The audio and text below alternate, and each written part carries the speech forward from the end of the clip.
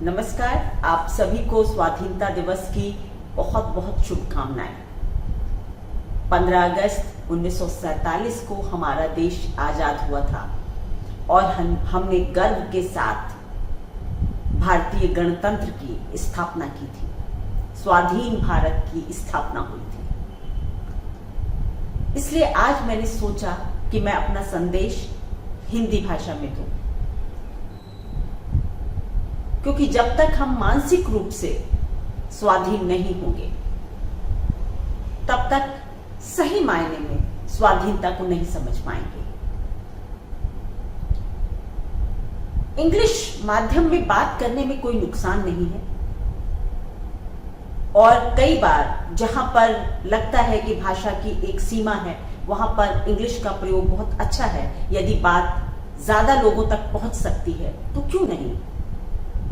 लेकिन जरूरत है कि इंग्लिश को सिर्फ और सिर्फ एक कम्युनिकेशन का माध्यम समझा जाए,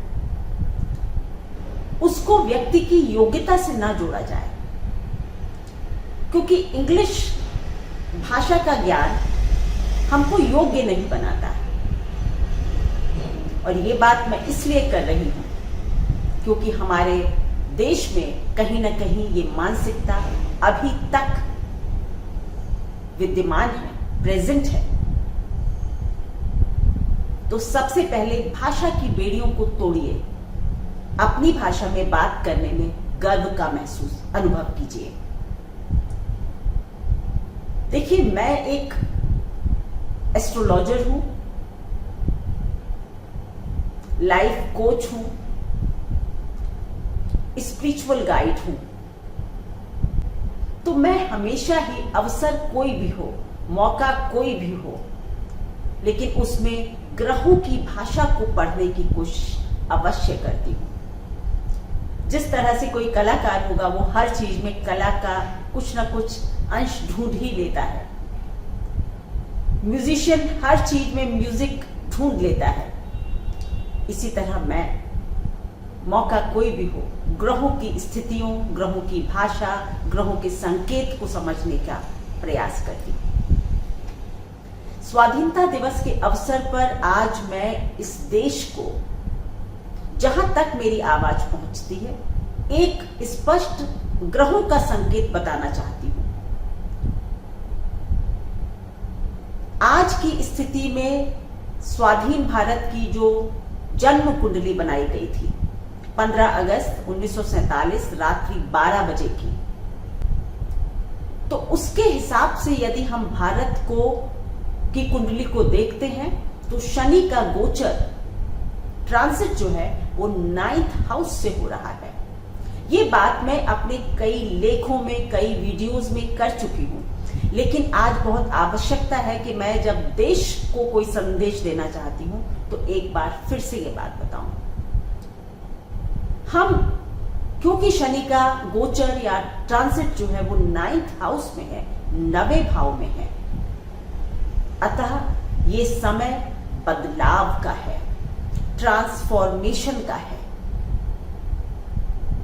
हमको अपनी जड़ों में जाकर जुड़ना होगा, रूट्स में वापस जाना होगा, अपनी हेरिटेज, अपनी कल्चर को समझना होगा और उसके बाद आगे बढ़ना होगा। कहीं ना कहीं शायद हम विकास की आंधी में, दौड़ में बहुत दूर निकल आए हैं। अपने संस्कार, अपनी हेरिटेज, अपनी कल्चर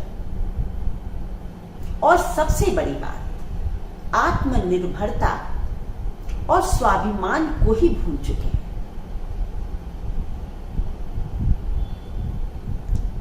जब मैं बात आत्मनिर्भरता की करती हूं तो आत्मनिर्भरता शनि से कहीं ना कहीं बहुत गहरे जुड़ती है।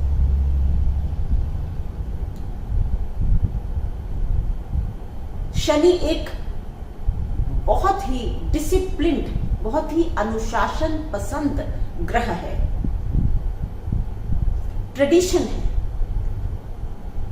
शनि से प्रभावित लोग भी बहुत ट्रेडिशनल थिंकिंग के होते हैं। शनि धर्म स्थापना का कार्य करते हैं। शनि बदलाव भी, बड़े बड़े देश की, बड़ी विश्व की बड़ी बड़ी क्रांतियां शनि के अपनी राशि में गोचर करने के समय ही जन्म लेती हैं। तो भारत के लिए मैं कहूंगी कि यह समय क्रांति का है, रिवॉल्यूशन का है, आत्मनिर्भरता की क्रांति, आगे बढ़ने की क्रांति, विश्व में अपना स्थान सुरक्षित करने की क्रांति, विश्व को अपनी ताकत, अपना स्वाभिमान दिखाने की क्रांति, विश्व के साथ अपने नए व्यावसायिक संबंधों को जोड़ने की क्रांति, विश्व को यह दिखाना कि हमारे पास संसाधनों का अभाव नहीं है,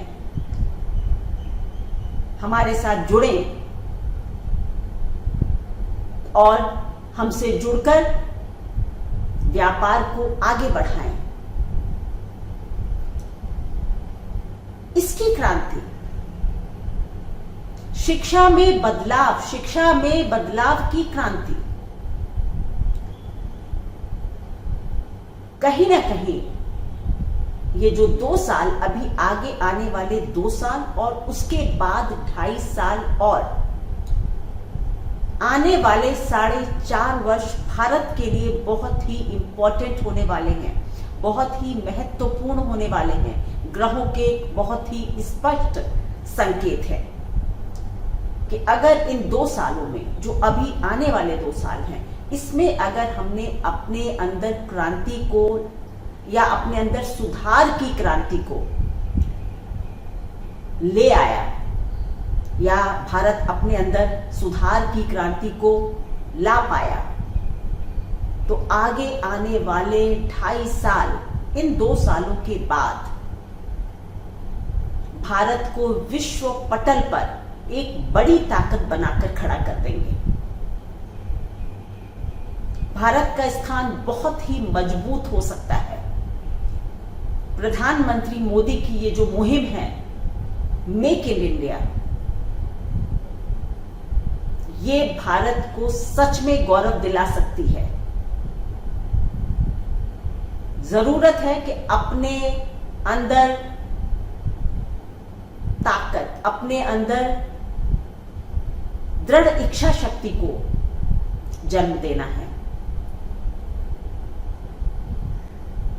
विश्व के पटल पर खुद को स्थापित करने की पुरजोर कोशिश करनी है। हर व्यक्ति एक परिवर्तन से गुजरेगा, यही अंतरिक्ष के संकेत हैं, यही ग्रहों के संकेत हैं। हर को अपने अंदर बदलाव लाना ही होगा। बदलाव किसी भी तरह के हो सकते हैं, लेकिन बदलाव की इस प्रक्रिया से, ट्रांसफॉर्मेशन के इस प्रोसेस से हर कोई गुजरेगा।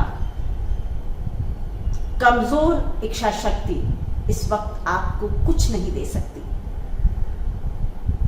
केवल और केवल दृढ़ इच्छा शक्ति, विल पावर, आगे अच्छे करने की, आगे अच्छा होगा ऐसा विश्वास रखने का समय है।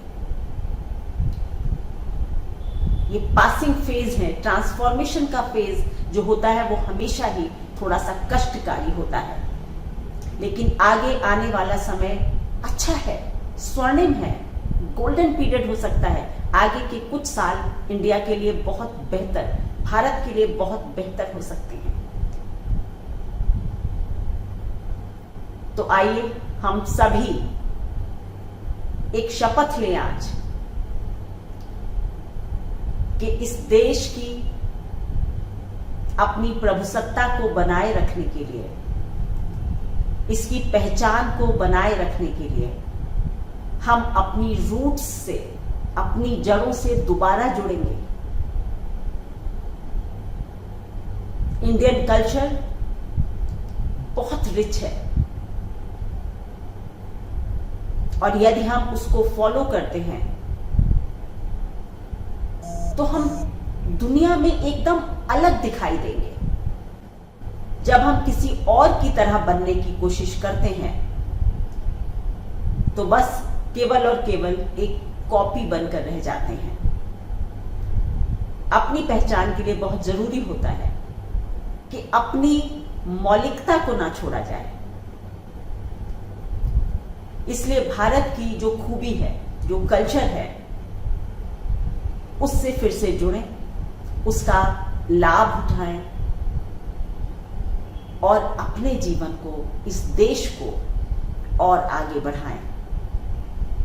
आज आप सभी को एक बार फिर से नमन करती हूं। धन्यवाद।